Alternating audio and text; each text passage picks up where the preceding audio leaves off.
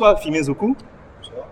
Vraiment, quel honneur vous nous faites de nous recevoir dans cet espace, autour de cette émission Un invité, un parcours. Ensemble, nous allons tenter de briser la carapace de ce héros de temps réel. Et chers téléspectateurs, ne vous fiez pas à sa gueule d'ange, encore moins à sa dégaine sophistiquée ce soir. Sur le tatami, les adversaires, il les désigne. Et très souvent, il garde souvent bon ou mauvais souvenir de lui, mais c'est un peu les codes du taekwondo qui demandent cela. Si vous deviez vous présenter de façon laconique à nos chers téléspectateurs, ce serait quoi? Très simplement, je suis Zokou Firmin, ceinture noire 4e dan de taekwondo, professeur et compétiteur encore dans le taekwondo.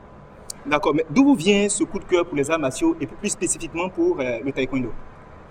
Eh bien, j'ai eu l'opportunité d'essayer plusieurs arts martiaux, le karaté, le judo, etc., etc. Mais je trouvais qu'il me manquait encore quelque chose. Il manquait un petit truc. Et un jour, sur un spot télé, pour les Jeux Olympiques, je ne sais plus quelle année, j'ai vu un combattant, Pascal Gentil, qui a exécuté un coup de pied tourné, sauté. C'était absolument magnifique. L'habit, le kimono m'a plu. Et à partir de là, j'ai cherché à en savoir plus sur ce sport-là. Je me suis beaucoup documenté. Et j'ai essayé. À partir du moment où j'ai essayé, je suis tombé amoureux de ce sport-là. Donc c'est un peu une histoire d'amour, quoi. D'accord. Les coups durs, vous les avez reçus au sens propre comme au sens figuré. On souhaite comme ça que vous leviez un pan, levez un peu un point de val si cette histoire avec les enfants de Villeneuve-Saint-Georges qui ont fait de vous leur cible favorite et ça vous a servi en tout cas comme aboutant pour vous lancer dans cette carrière. Expliquez-nous un peu, qu'est-ce qui s'est passé? C'était quoi? Une histoire de racisme ou bien ils ont fait de vous, c'est du bizutage ou bien la tête de... Ouais, c'était une sorte de bizutage parce que je venais d'emménager dans la ville en fait. Et celui qu'on connaît pas, on le teste un peu, on essaye de voir un petit peu ses limites. Et moi, étant jeune, j'ai été très timide, très timide, pas renfermé, mais vraiment très timide. J'avais du mal à aller vers les autres. Or, quand on vient d'emménager quelque part, c'est ce qu'il faut faire. Et moi, j'arrivais pas trop, donc ça leur a pas plu. Donc ils m'ont pris comme tête de turc pendant un certain temps, pendant un bon bout de temps même. Mais ce qui est marrant pour la petite anecdote. La plupart d'entre eux, on est devenus amis, mais on s'est un peu perdu de vue pendant quelques années. Et on s'est revus quand j'avais 25, 26 ans. Donc ça a totalement changé. J'étais un tout petit bonhomme, un petit peu grassouillet. Et là, je suis devenu un monsieur, 1m90, très costaud, un peu musclé, tout ça. Donc ils n'avaient pas... Le rapport de force, il a changé à ce moment-là.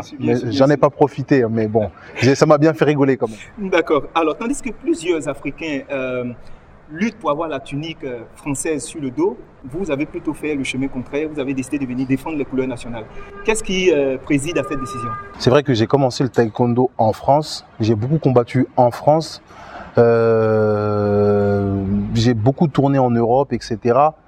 Mais à un moment donné, quand on dit que quand on ne sait plus où on va, il faut regarder d'où on vient. Et bon, j'ai beaucoup discuté avec ma mère, ma famille, enfin tous ceux qui étaient très proches de moi. Et l'histoire de mon pays m'a beaucoup touché. Et ça s'est couplé avec le fait que dans les arts martiaux, quand on reçoit quelque chose, il faut le retransmettre ensuite. Donc en Europe, bon, ils ont déjà tout ce qu'il faut. À l'époque où je suis revenu en Côte d'Ivoire, quand on jetait un œil sur la Côte d'Ivoire, on voyait qu'il manquait quelque chose. Et ce petit quelque chose-là, je pense que j'avais ce qu'il fallait pour l'apporter justement à la Côte d'Ivoire. Raison pour laquelle, encore une autre petite anecdote, je vais vous en donner beaucoup. Hein. Quand je suis venu quand j'ai combattu pour la première fois pour la Côte d'Ivoire, on m'a interviewé, on m'a posé la question quel est votre objectif? Pensant que j'avais un objectif personnel, mais moi je voyais plus grand que ça, je voyais déjà plus loin. J'ai dit que moi ce que je voulais, c'était apporter quelque chose, apporter ce qui manque à la Côte d'Ivoire pour pouvoir être sur les podiums internationaux, pour pouvoir être sur les podiums mondiaux, voire olympiques. Aujourd'hui, 7 ans plus tard, je pense que quand on regarde le palmarès ivoirien, je pense que j'ai accompli ma tâche. Donc voilà, il y avait ce besoin d'aider, de m'aider moi-même, puisque je suis ivoirien. Donc si on aide un Ivoirien, on aide tous les Ivoiriens. Donc j'aide et je m'aide moi-même. Donc c'est ça qui m'a vraiment motivé à combattre pour la Côte d'Ivoire. Alors nous constatons tout de suite que les yeux scintillent, il y a une trait d'émotion dans la voix, tout et tout, signe ostensible de son patriotisme. Finalement, la Côte d'Ivoire, c'est C'est une histoire d'amour, c'est vos racines. Quelle est la valeur émotionnelle que vous attribuez à votre pays? Je pense que je ne suis pas capable de quantifier. Je pense qu'on ne peut pas quantifier l'amour qu'on a pour sa patrie, mais au-dessus de tout, dans le monde entier, les Ivoiriens sont connus pour être extrêmement patriotiques. Donc c'est comme si on est avec. Ça fait partie de l'ADN. C'est dedans. Quand on est Ivoirien, ça se sait, ça se sent, ça se voit, ça s'entend. Donc voilà, c'est une identité. On n'a pas le choix, quoi. On est Ivoirien, on a de la chance, et c'est comme ça. Alors, contez-nous l'expérience du teaser qui parlait de élection, c'est pas Niaga ou je sais plus, quelque chose de ce genre.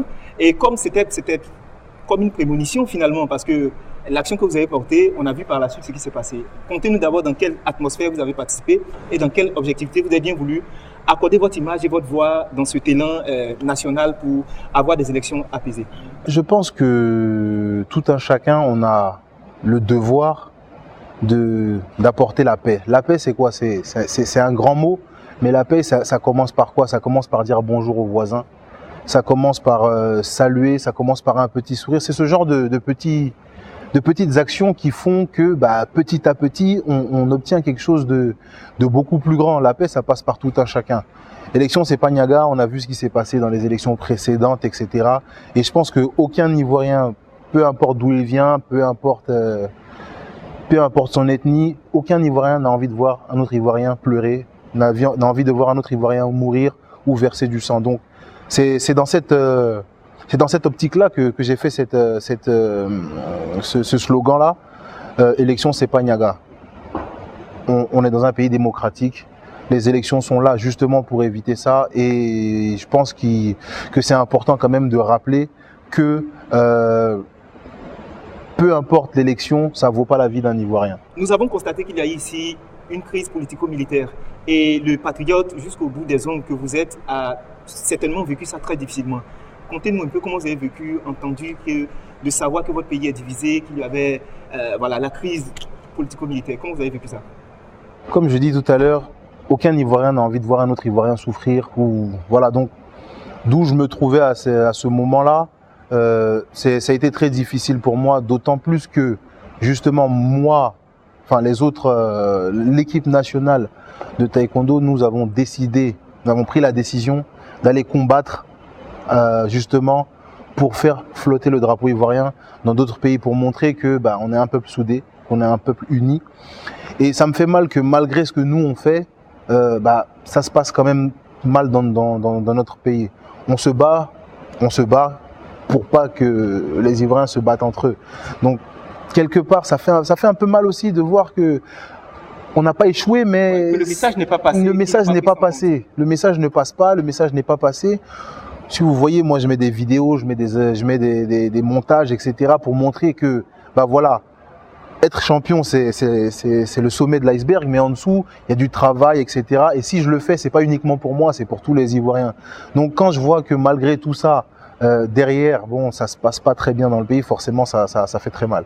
D'accord. Chers politiciens, il est temps d'écouter ces acteurs majeurs du sport pour pouvoir mettre un peu d'eau dans leur vin et pour pouvoir tous fumer le calumet de la paix. On va parler de choses un peu plus intéressantes, un peu plus gaies cette fois-ci. Est-ce que tu te souviens de ton premier combat? Et puis, quelle était l'issue de ce combat-là? Je m'en souviens très bien. C'était quoi finalement? Je m'en souviendrai toute ma vie. En fait, j'ai commencé le taekwondo dans ma 18e année. Donc c'était déjà très vieux pour quelqu'un qui débute, qui reprend, qui commence en fait. Mais j'étais un petit téméraire quand même, donc j'ai voulu tout de suite aller en compétition. Mon maître m'a dit non, tu attends un peu. Je dis non, moi il faut que j'aille voir un peu de quel bois je me chauffe, voilà. Il m'a dit d'accord, bon, comme tu es dans ta 18e année et qu'en junior il n'y a personne, on va te mettre en senior, on va te surclasser. Je dis ok, pas de problème, de toute façon, moi, je me prenais pour un dur. Voilà, je fais les arts martiaux, ça faisait 6 mois, donc voilà. Je suis allé dans la compétition. À vous entendre, apparemment, ça s'est pas bien passé. Ah non, très mal. Très mal. En fait, ma mère voulait pas que je fasse cette compétition. Elle voulait même pas que je fasse du taekwondo. Donc, j'y suis allé quand même. Je lui ai dit, bon, je vais te prouver que voilà, je peux. Capable. Voilà. J'y suis allé.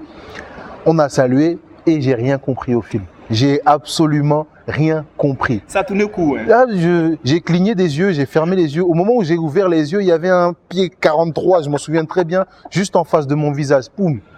Qu'est-ce qui se passe? Comment? C'est où? C'est qui? Ils sont combien? Non, il n'y avait qu'un seul mec en face de moi. Et bon, c'était quelqu'un qui était beaucoup plus expérimenté. Donc, c'était une grande leçon d'humilité. C'était une je suis très content que ça se soit passé comme ça. J'ai encore la photo quelque part, mais je vous la montrerai pas. Ça, c'est ce qu'on appelle un dossier. Donc, d'accord. Ouais, je vous la montrerai. Expliquez un peu, c'est quoi cette histoire d'Akuma? On sait que Akuma, c'est un des, on va dire, des combattants du Street Fighter. C'est ça, ouais. Bon, il n'est pas facétieux, il n'est pas le plus beau. Non, il est même très moche. À contre-courant de ce dernier, sur le plan voilà, physique et tout. Mais pourquoi avoir choisi finalement Alors, il a un sphinx dans son dos, je ne sais pas si c'est ce qui a... C'est un signe, c'est un signe. Plutôt. Alors, je vais expliquer un petit peu rapidement. Akuma, c'est pas moi qui l'ai choisi. C'est pas moi qui me suis attribué ce surnom-là. Moi, je suis un grand joueur de Street Fighter et de Tekken. Avis à ceux qui veulent me tester. Et j'adorais jouer ce personnage-là. Mais après, quand on regarde un peu l'histoire de ce personnage, c'est un personnage qui a quasiment tout sacrifié pour obtenir une force, pour obtenir une puissance. Et quelque part, je m'y suis retrouvé un petit peu. C'est-à-dire qu'à un moment donné, il fallait faire un choix. Quand on veut faire du haut niveau, il y a des sacrifices à faire. On se sépare de sa famille pour entrer dans une équipe nationale, on se sépare de ses amis, on va pas en boîte ou quoi pendant que les autres sortent. Nous, on est là, on se repose parce qu'il y a entraînement le lendemain à 6 heures du matin. Donc c'est un peu ce rapport-là que j'ai avec ce personnage-là. Et en plus, alors, ce personnage-là, il a une certaine agressivité. C'est-à-dire que quand vous combattez contre lui, il vous met sous pression du début à la fin. Vous êtes sous pression tout le temps. Et à force de jouer ce personnage-là, j'ai développé un peu ce style-là. Donc chaque fois que le combat commence, je mets les adversaires sous pression. Donc c'est un peu ce côté teigneux, un peu hargneux. Je vais chercher. J'attends pas que l'arbitre me donne la victoire. Non, je vais la chercher. Je l'enlève de mon adversaire. Je vais prendre la victoire. Je vais la chercher. Donc ce qui fait que mon adversaire est toujours sous pression. C'est ce qui fait que finalement et puis bon, il a un peu les cheveux comme moi. Un petit chignon comme ça, et bon, avant j'avais un dobok un peu coupé aussi comme lui, donc tout était fait pour que ce prénom-là me colle à la peau, donc c'est resté et c'est là. D'accord. Avez-vous des modèles, c'est-à-dire des personnes qui vous ont marqué, ou bien un combat d'anthologie, ou bien voilà, une confrontation de ce genre-là? Oui, des modèles, j'en ai. J'ai eu la grande chance de participer à plusieurs stages en équipe de France, faire des longues périodes en équipe de France avant de rejoindre la Côte d'Ivoire. Et il y a un petit truc qui est marrant, c'est que la personne qui m'a donné envie de faire du taekwondo, c'est Pascal Gentil. Et finalement, on est devenus adversaires, rivaux et amis. Donc, je lui ai dit, c'est toi qui m'as donné envie de faire du taekwondo, mais je te battrai, je vais te battre. Ça a pris le temps que ça a pris. Hein. Là, il m'a massacré au départ. Il n'y avait pas photo. Le niveau n'était pas le même. Et finalement, au fur et à mesure du temps, il m'a pris un peu comme son dauphin. Donc j'étais c'était un peu c'était un peu un quiproquo. Que Pascal n'a pas été gentil partout. Hein. Ah non. Non. Il est très gentil en dehors de l'ère de combat, comme son nom l'indique. Mais sur l'ère de combat, quand c'était gentil Zoku, c'était la guerre. Les gens s'asseyaient pour nous regarder combattre, alors qu'ils devaient combattre en même temps que nous. Donc oui, il était pas non, sur l'ère de combat, il n'était pas très sympa, non. D'accord. Avant toute compétition, il faut une préparation assez spéciale, qui soit physique, psychologique et autres. Vous, comment vous préparez les compétitions? Très souvent. Ça dépend des compétitions déjà. Ça dépend de l'objectif que j'ai par rapport à la dite compétition. Mais en général, bon, j'aborde la compétition de manière plutôt relax. Ça veut dire quoi? Ça veut pas dire que je m'en fous, que je suis nonchalant. Non, au contraire. Je me dis que se mettre à la pression, se dire non, lui il va faire ci, lui il va faire ça. Non, c'est l'énergie qu'on perd. Alors que cette énergie-là, on peut la consacrer, on peut la rediriger sur soi-même pour se concentrer, pour voir un petit peu les défauts, les points forts, faire l'imagerie, imaginer le combat idéal qu'on voudrait faire. Ensuite, imaginer ce qui est possible d'être fait. Donc, non, plutôt cool, jusqu'à, 2-3 jours avant le jour de combat. Là, je parle plus. Je parle déjà, plus. De façon viscérale, vous êtes déjà dans le combat. Ah oui, ça y est. 2-3 jours avant, non, laissez-moi tranquille. Quand le combat sera terminé, on fait la fête si vous voulez, pas de souci. Mais juste avant, là, non, je suis dans mon combat, je suis là pour quelque chose. J'ai une mission. Quand je finis ma mission, voilà, là, tout ce que vous voulez, il n'y a pas de souci ensuite. Chers téléspectateurs, il est rempli d'humilité et ça se voit, mais vous saurez tout de suite qu'on n'est pas assis avec n'importe qui. Il va nous égrener tous les titres qu'il a gagnés. Quels sont les titres, quels sont les grâles que vous avez eus tout au long de votre parcours de combattant de taekwondo? Bon, faut savoir que je fais du taekwondo depuis 2002, donc ça fait un moment maintenant. J'ai pas tous les trophées en tête, c'est ma mère qui les garde. D'ailleurs, chaque fois que je rentre avec une médaille ou une coupe, je peux pas repartir avec. C'est ses médailles. Ah ouais. Je lui redonne ses médailles. Donc, elle a tout ce qu'il faut à la maison, mais je pense qu'il y a quelques titres majeurs qui m'ont marqué. Et je pense qu'ils ont marqué le taekwondo ivoirien aussi, sans vouloir me vanter bien sûr. On peut commencer par la Coupe du Monde francophone ici à Abidjan, qui a été en 2013. J'ai été la première médaille d'or. Je pense que pour tout athlète, gagner une Coupe du Monde, donc une première médaille mondiale à domicile, devant son peuple, devant son public, devant la nation. Ah ça, il fallait le faire. Voilà, j'ai la chair de poule. Oui. J'ai la chair de poule. Fallait le faire. Donc il y a très grosse pression parce que là on est à domicile, on se cache pas. Voilà, très grosse pression. On m'attendait au tournant, les adversaires, les gens qui me suivent me voyaient combattre à l'étranger. Mais là c'était l'opportunité pour eux de voir filmer, Zoku, voilà. c'est qui. Zoku c'est qui sur le tatami, c'est qui. Et là, pression était là, mais Dieu merci, je suis allé au bout de ma mission. J'ai réussi et ça m'a fait vraiment plaisir. Je pense que c'est une de mes plus belles médailles. C'est une des plus belles médailles que j'ai gagnées. Ensuite, on peut aisément parler de ma médaille, une autre médaille mondiale, double médaille mondiale, au championnat du monde de Tcheliabinsk en Russie en 2015, où j'étais 63e mondial. Je me suis éloigné des tapis pendant 1 an et demi. Donc mon classement a dégringolé, je suis passé de la 13e à la 63e place mondiale et personne ne m'attendait, mais moi non plus. À dire la vérité, moi non plus. Je suis juste venu faire ce que je savais faire, comme je sais le faire. Je me suis pas dit non, je viens pour prendre une médaille, machin. J'ai pris combat après combat, c'était très difficile parce que j'avais ce qu'on appelle comme au foot, la poule de la mort.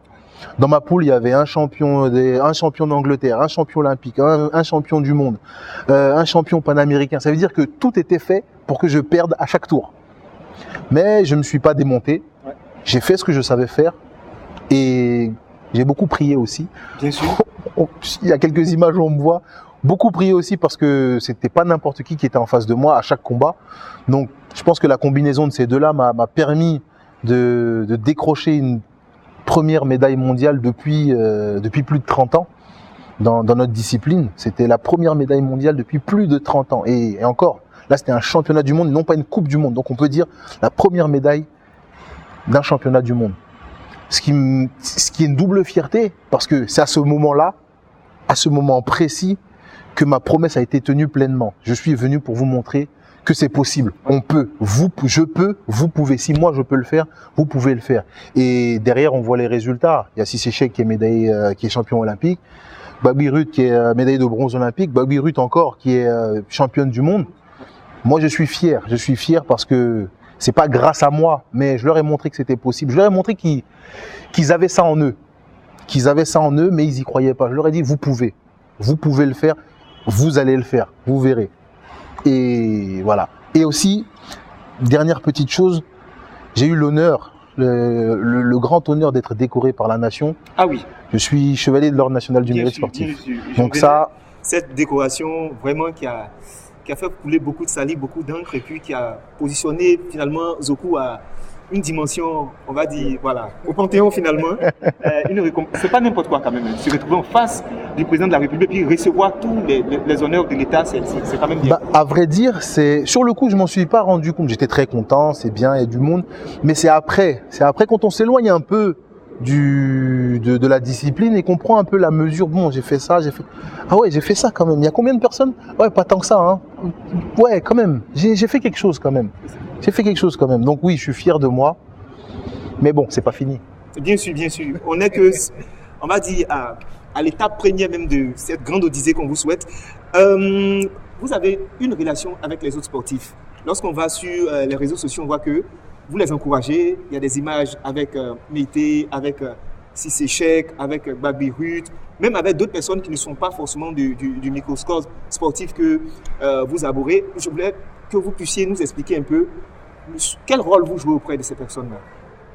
Je pense que les personnes qui pourront le mieux vous parler de ce lien, c'est elles-mêmes. Mais si je devais dire quelque chose, je dirais que dans les arts martiaux, il y a toujours ce rapport hiérarchique. Il y a ceux qui sont au-dessus, qui transmettent, et ceux qui sont en dessous, qui reçoivent. Moi, j'ai eu la chance de recevoir par beaucoup de gens de qualité, du taekwondo et en dehors du taekwondo aussi. J'ai toujours marché avec des gens qui étaient un peu plus âgés que moi, qui m'ont beaucoup appris l'humilité. J'étais très turbulent, donc beaucoup de cocotas sur ma tête, ouais, qui m'ont beaucoup appris l'humilité, mais qui m'ont surtout montré que le savoir qu'on engendre, c'est pas pour soi-même. C'est pas pour soi-même. Faut savoir le redistribuer, et ça vous grandit encore plus. Quand je donne un conseil, quand je donne une de mes techniques secrètes, oui, j'en ai quelques-unes. Quand je donne une de mes techniques secrètes et que je vois la personne la réaliser, c'est bien pour elle, mais c'est bien pour moi aussi. Je suis fier. Donc c'est un cercle qui ne s'arrête jamais, Avoir son nom comme ça sur le Wall of Fame en Russie, ça fouette l'ego tout de suite. Qu'est-ce que ça vous a fait de voir? Et puis, l'image même est très expressive lorsqu'on voit en train de faire un retourné assez acrobatique et spectaculaire par la même occasion. Qu'est-ce que ça fait tout de suite? On se dit quoi? On se dit tout de suite, là, j'ai atteint mon but, ou bien là, c'est une pression qu'on me met pour aller plus loin. Franchement, quand j'ai vu ça, je suis resté scotché devant la photo, parce que c'est un mur qui fait 5 mètres sur 5. Donc c'est quand même une très grosse photo. Je suis resté au moins 5 bonnes minutes devant la photo. Pourquoi? Je n'arrivais pas à croire que c'était moi qui étais là. C'était chez les Coréens. Donc, un Africain qui est sur le Hall of Fame, the Wall of Fame de la discipline qu'il pratique dans le pays de ceux qui ont créé cette discipline-là, ça veut dire qu'il y a quand même une reconnaissance qui est quand même forte. C'est comme si Didier Drogba, il était sur le Wall of Fame du Brésil. C'est énorme. Bon, je me compare pas à Didier Drogba. Calmez-vous. Je sais que les fans vont me tomber dessus. Je me compare pas à Didier Drogba, mais quand même, c'est fort. C'est encore chair de poule. Ah ouais. C'est fort. Donc, et quand je me suis retrouvé face à ce mur-là, toutes les personnes qui m'ont reconnu venaient me féliciter pour ce que j'ai fait dans le taekwondo, mais aussi pour cette photo-là, parce que il doit y avoir 6 ou 7 personnes en tout. Mais on est combien de pratiquants de taekwondo dans le monde? Et dans tout ce grand nombre de pratiquants de taekwondo, moi, petit Zoku, je suis sur ce mur-là dans un roukaskas, comme ils disent, un roukaskas acrobatique en l'air, machin. Il y en a même un qui m'a dit sur les réseaux sociaux, mais Zoku, toi, tu es toujours en l'air. Dieu t'a pas créé dans les airs, tu n'es pas un oiseau, descends. Donc, ce genre ça me fait plaisir. Vraiment, je pense que j'ai pas encore pris la pleine mesure et que je la prendrai vraiment quand je vais prendre un peu de recul. Mais ça me touche quand même beaucoup. Alors, vous voyez que c'est un véritable cadeau qu'il nous fait d'être avec nous aujourd'hui.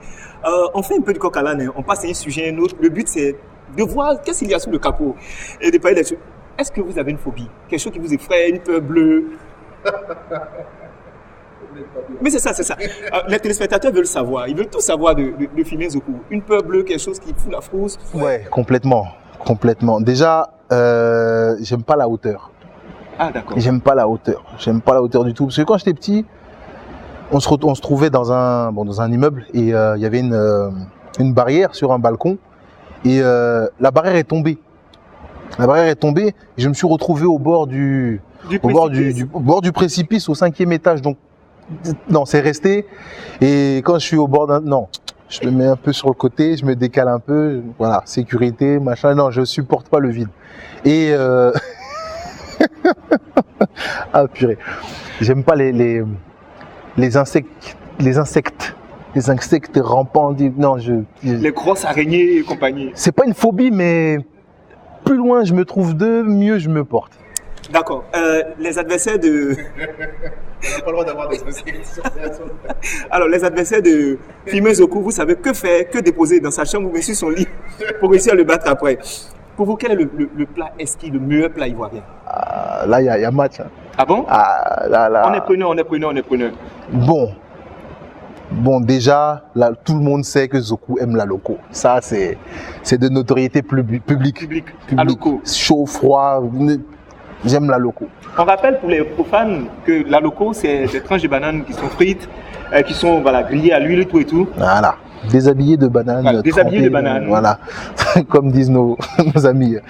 Mais vraiment, là où il y a une concurrence rude, on est à égalité ex aequo, il y a riz sauce graine. Riz sauce graine en bon BT.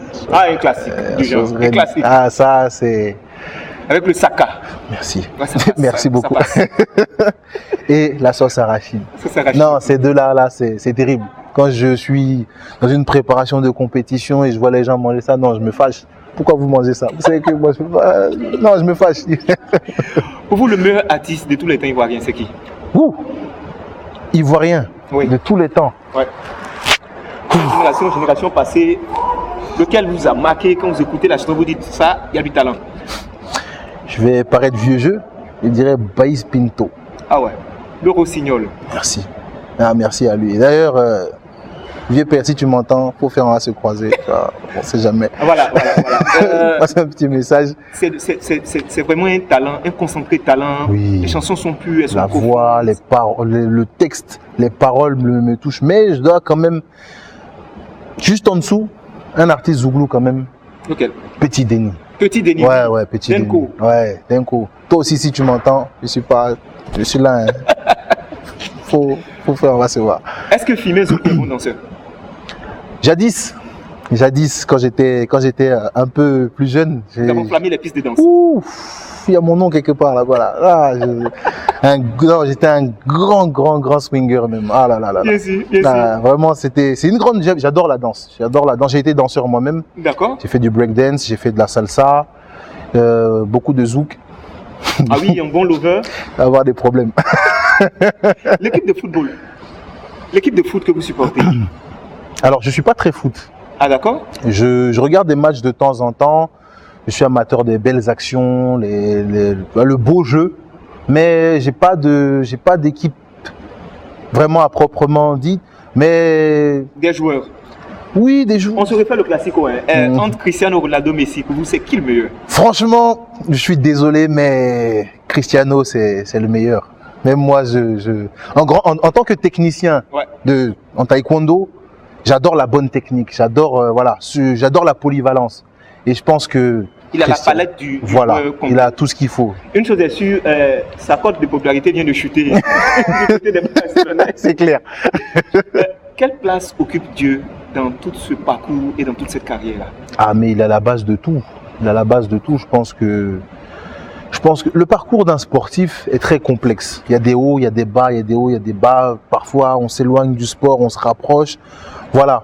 Je dis pas que je suis le meilleur, le plus grand croyant de la création, mais je fais rien sans m'être confié à Dieu, parce que bon, ça m'a sauvé plusieurs fois d'ailleurs, mais voilà, il est à la base de tout et rien ne se fait sans lui.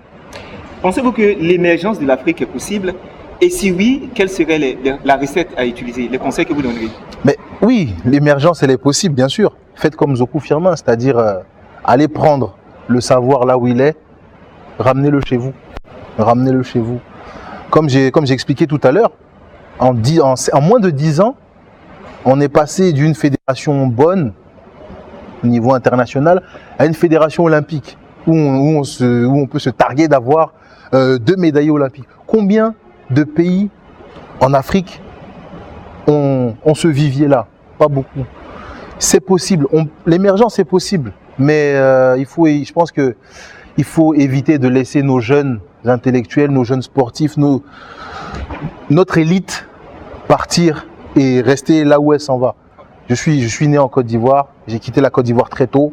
Je suis revenu un peu tard, mais je suis là. Et tout ce que je sais, je le donne volontiers à mes frères et sœurs ivoiriens pour que demain, il y ait des Zoku plus demain ici en Côte d'Ivoire.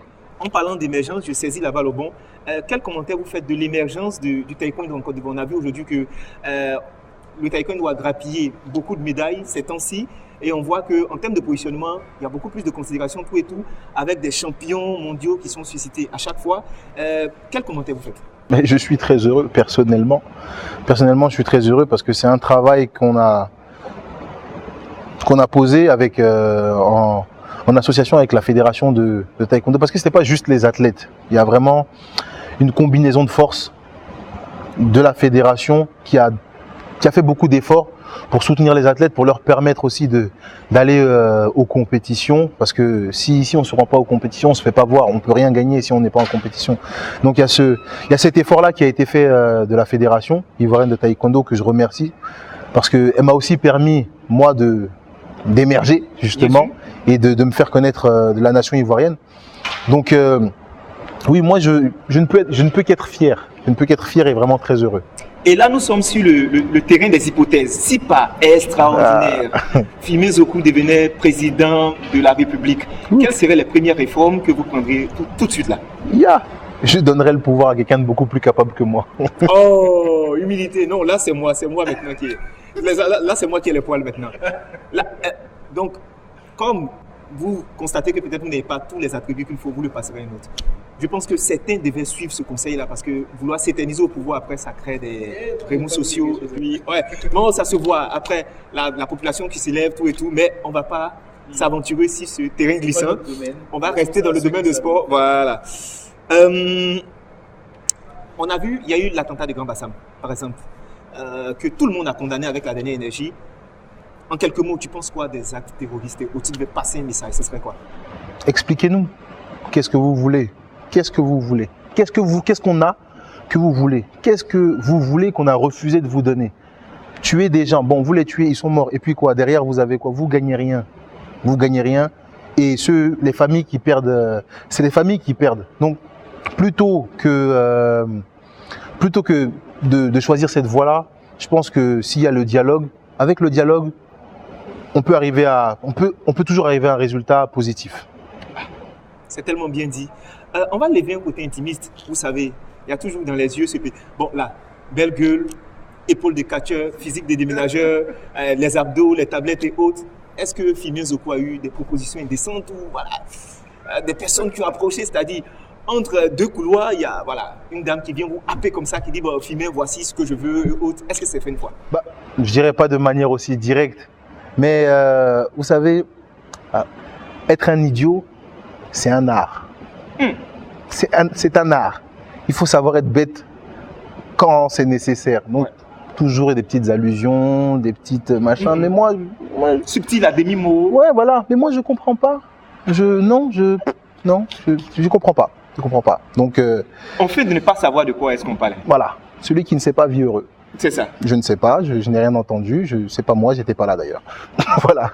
Mais comment on entretient ce corps-là, ce corps d'Apollon, voilà, c'est pas forcément avec une carte de fidélité au McDo, vous me direz. Non. Ça s'entretient au jour, journellement. Qu'est-ce qu'on fait matin, c'est quoi? Abdos pour les pecs ou bien après, voilà. Comment est-ce qu'on entretient? Alors, je me suis loin de votre physique et je me dis qu'avec ce conseil, ça me permettra moi aussi de, voilà, pourquoi pas marcher comme ça, bomber la poitrine clairement. Voilà. Alors, instant santé. Comment avoir un corps de Zokou? Un corps de rêve. Voilà. Je pense que déjà, avant tout, il faut savoir s'apprécier. Je pense que ça, c'est la première des choses. Maintenant, savoir s'apprécier, ça ne veut pas dire faire tout et n'importe quoi. Il faut respecter aussi son corps. Il faut savoir écouter son corps. Le corps donne beaucoup de signaux. D'indications. Voilà, beaucoup d'indications pour dire s'il aime pas, s'il est content, s'il n'est pas content. Voilà.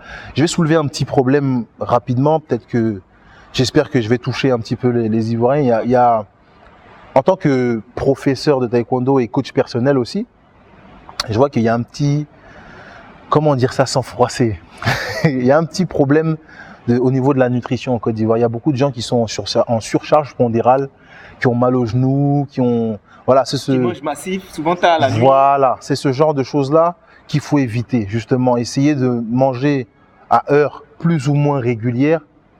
Il faut essayer de ne pas se bourrer le ventre, faire des festins à chaque repas. Et faut s'écouter. Quand tu montes un étage et que tu as mal aux genoux, c'est qu'il y a quelque chose. Voilà. Donc, essayez de vous rapprocher de... Il y a des organismes... Aujourd'hui, il y a tout et n'importe quoi. On peut tout trouver sur Internet. Un régime, ça veut dire quoi? Là, je soulève un point crucial. Un régime, ça ne veut pas dire arrêter de manger. Ça ne veut pas dire manger moins. C'est pas la grève de la Voilà. faim, c'est pas devenir anorexique. Un régime, c'est tout simplement manger mieux. C'est tout simplement ça. Donc, les plats en sauce et tout, c'est très bon, c'est génial, c'est super. Mais tous les jours, non. Faut pas abuser de la fourchette, comme on dit. D'accord. Voilà. C'était l'instant santé avec Pierre Mezoko. Maintenant, nous revenons. On va créer une rubrique. Hein. On va faire une rubrique tout à l'heure. Réseaux sociaux addicts, vous l'êtes ou bien c'est juste un outil pour pouvoir gérer l'interactivité avec les... Non, addict, pas du tout. Si je pouvais même, je supprimerais les réseaux sociaux, mais je reçois beaucoup de demandes de gens qui me demandent des conseils. Ça serait vraiment égoïste d'ignorer leurs demandes. Voilà pourquoi souvent je fais des petits posts, je pose des questions. Est-ce que ça vous plairait ça? Qu'est-ce que vous aimez, ceci, cela? Et la plupart du temps, je fais des vidéos montages de mes entraînements pour montrer que bon, bah là, on peut faire ci, là, on peut faire ça, que c'est possible, même si on est poids lourd et qu'on a un poids conséquent, qu'on peut faire ces choses-là. Et aussi pour motiver un peu les plus jeunes, ceux qui manquent un petit peu d'inspiration, ceux qui manquent un petit peu de courage, justement pour leur montrer que bah on peut y arriver quand même. Alors, pour vous définir ce qu'on peut utiliser la phrase du boxeur Mohamed Ali, fly like a butterfly and sting like a bee.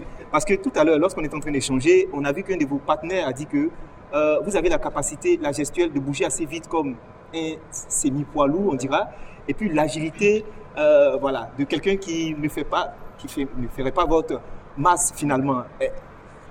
Expliquez un peu, expliquez. Comment vous réussissez à allier agilité, force de frappe avec ce physique qu'on a? C'est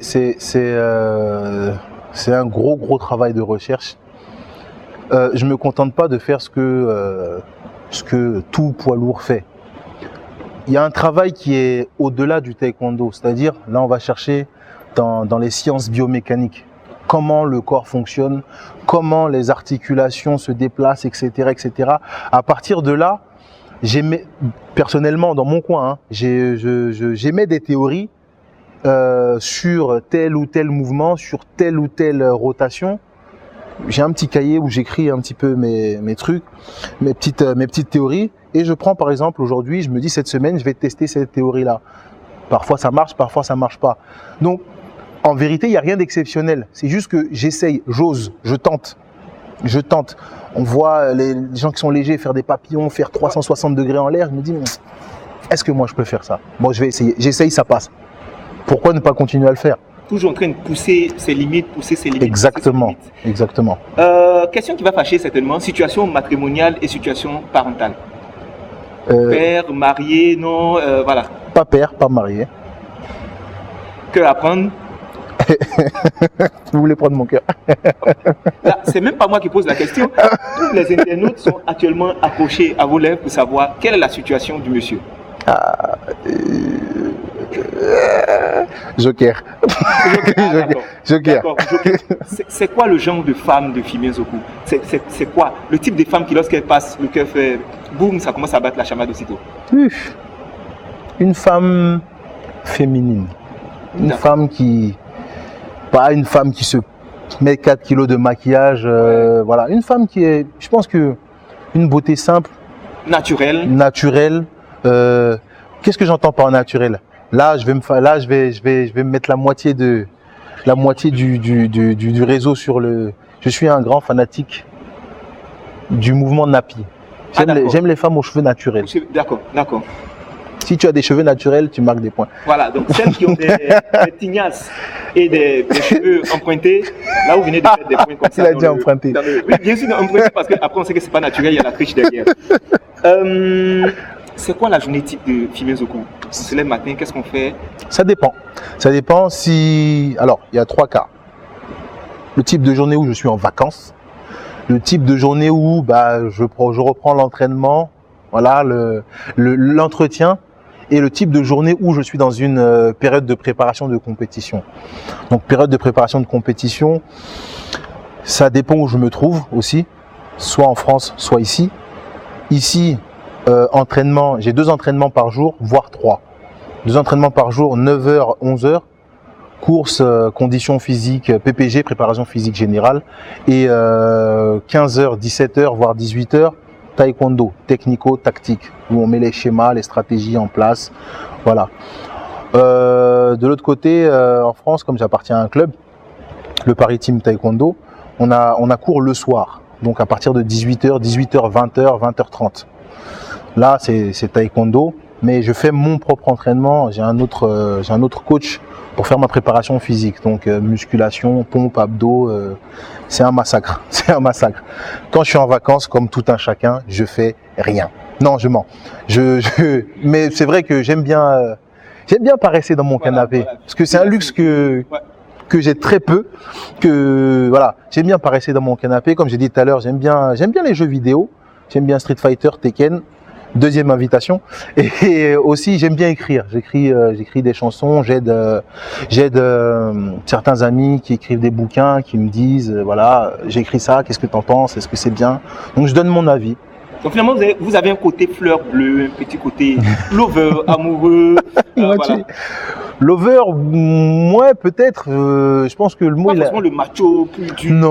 Non. Après, j'ai mon caractère comme tout un chacun. Et puis bon, il y a le fait que je sois professeur qui m'oblige à avoir une certaine rigueur dans un peu tout ce que je fais. Mais j'ai un coup, oui. Bon, fleur bleue peut-être pas, lover, bon, ouais, un peu. Voilà. j'avoue. Les sites visités ici en Côte d'Ivoire, parce qu'on sait que la Côte d'Ivoire foisonne d'espaces touristiques beaux, agréables, mais souvent ils ne sont pas très visités. Quels sont les sites visités, voilà, connaissance de la Côte d'Ivoire? Moi, j'ai bien aimé la basilique de Yamoussoukro. J'y vais. Chef-d'œuvre architectural. Vraiment, j'y suis allé plusieurs fois. Mais à chaque fois que j'y mets les pieds, c'est comme si c'était la première fois. Et découverte. Je suis toujours impressionné par cette bâtisse. J'en reviens pas. J'ai eu l'occasion de voir plusieurs grands chefs-d'œuvre, dont la grande muraille de Chine, et la basilique, je la mets exactement au même niveau. C'est vraiment un travail. Quand j'y vais, je regarde les murs, je touche un peu, chaque détail, et je redécouvre des choses à chaque fois. Et franchement, je trouve ça formidable, vraiment formidable. J'ai eu l'occasion de voir les crocodiles de Yamoussoukro là. Ouais. De loin, hein? Non, même d'assez près, même un peu trop près même. J'ai eu un petit peu quelques frissons. J'ai une vidéo quelque part là. J'ose pas la poster parce qu'on voit que j'ai été un peu lâche ce jour-là. J'ai eu un peu la trouille ce jour-là. Mais j'espère.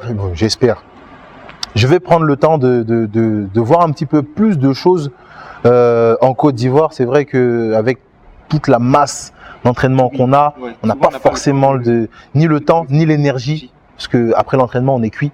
Tu as juste une envie, dormir. Souvent même, je ne mange pas tellement je suis fatigué. Je vois la nourriture, je vois la cuire, j'ai l'impression qu'elle pèse 15 kilos. Non, je vais manger plus tard. Je dors et voilà. Donc, on n'a pas forcément le temps, ni l'énergie, mais je pense que, bon, au fur et à mesure, je vais prendre le temps de voir un petit peu ce qui se fait au pays. Voilà. Le nom Filmé Zoku, à votre corps défendance, est devenu un véritable générique dans le monde du sport et il y a plusieurs taekwondo-in qui s'identifient à vous. Quels seraient les conseils que vous leur donnerez pour pouvoir devenir demain des champions ou des personnes qui vont porter et hisser très haut le drapeau ivoirien, comme vous l'avez fait? Je donne toujours le même conseil. Et pour la petite anecdote, quand Cissé Cheikh est entré en équipe nationale, il est venu vers moi. Bon, moi, je n'étais pas trop au courant de ce qui se faisait dehors. Je ne savais pas si j'étais connu ou pas, si ça ne m'intéressait pas. Donc, il est venu me voir. Ah, vieux père, moi, je suis dans l'équipe. Voilà, moi, je vais être un champion comme toi. Qu'est-ce qu'il faut faire? Je me suis assis, j'ai dit, mon petit, il n'y a pas de secret. Il n'y a pas de formule magique. Le tatami ne te mentira jamais. Ce que tu vas produire, il va te le rendre. Il m'a dit, comment ça? Et la manière dont tu vas t'entraîner, c'est comme ça que tu vas gagner. La manière dont tu vas t'entraîner, c'est comme ça que tu vas perdre. Ne triche pas avec le tatami. Le tatami ne te rendra ce que tu lui as donné. Et bon, on connaît l'histoire, 3 ans plus tard, il devient champion olympique, etc. Donc c'est toujours le même conseil que je donne. Ne trichez pas, ne trichez pas. Si vous êtes fatigué, vous êtes fatigué. Ça ne sert à rien de venir à l'entraînement dire « je suis venu, donc j'ai bonne conscience ». Non, tu es fatigué, tu te reposes. Le repos fait partie de l'entraînement. Si ton corps n'est pas reposé, tu ne pourras pas être efficace à l'entraînement. Mais si tu as l'énergie nécessaire pour faire ce qu'on te demande, fais-le à fond. Ne t'arrête pas juste quand tu as un peu la flemme, quand tu as un petit coup de mou, machin. Vas-y, l'appétit vient en mangeant. Souvent, j'ai pas envie d'aller à l'entraînement, je suis fatigué, j'ai un peu... Mais je me force. Et quand j'arrive sur le tatami, je me souviens de pourquoi je suis là. Souvent, comme je disais tout à l'heure, la carrière d'un sportif, c'est des hauts, c'est des bas. Je vais pas mentir. À plusieurs reprises, j'ai eu envie d'arrêter, j'ai eu envie de raccrocher. Ah, c'est bon, j'en ai marre, c'est juste. Mais je me suis assis et je me suis rappelé de pourquoi j'ai commencé.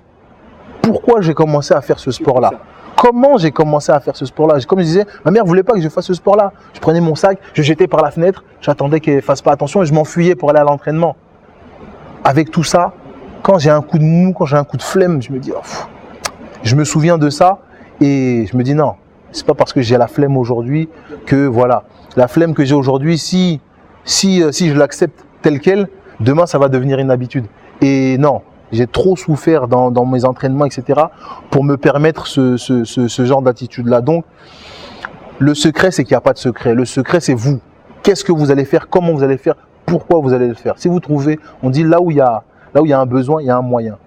Si tu as besoin pour toi-même de devenir meilleur, de t'améliorer, tu vas trouver le moyen. Tout à fait.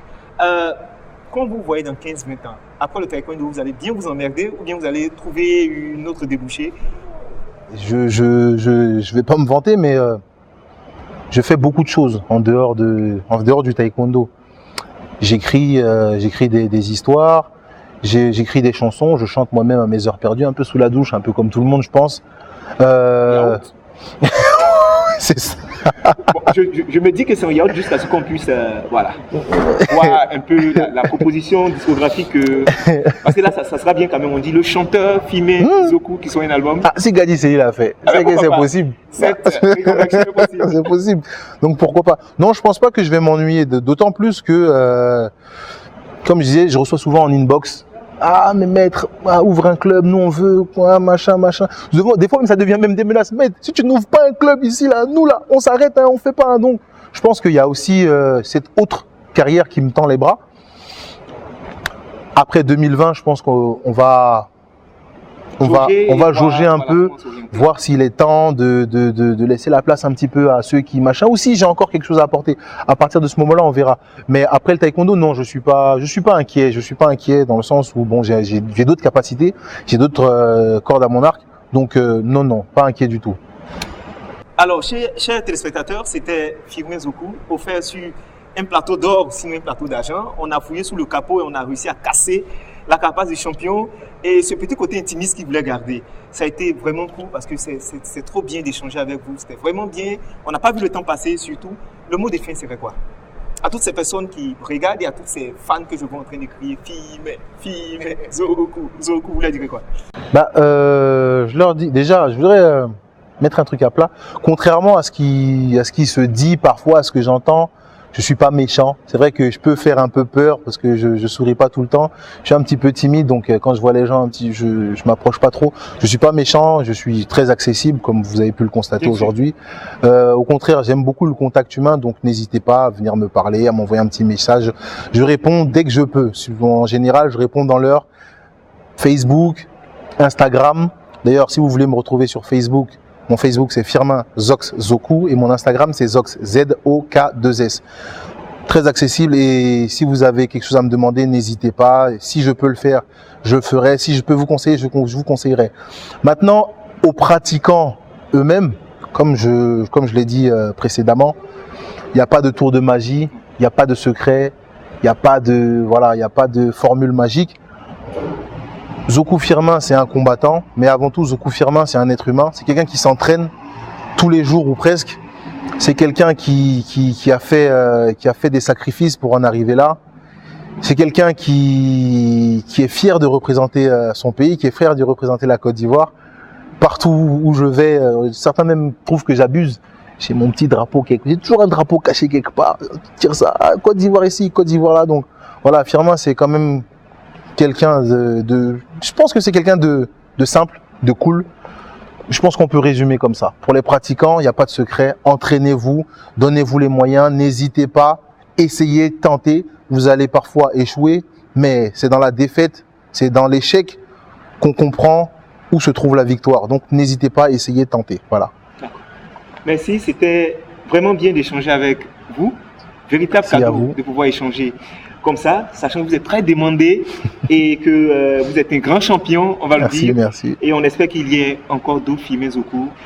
J'espère. On va bénéficier de la Côte d'Ivoire. J'espère. Alors, chers téléspectateurs, merci de nous avoir suivis. C'était un invité, un parcours. Et aujourd'hui, on a compris beaucoup de choses, beaucoup de conseils, beaucoup d'humilité, beaucoup de techniques, beaucoup de stratégies aussi. Merci encore et à très bientôt. À bientôt.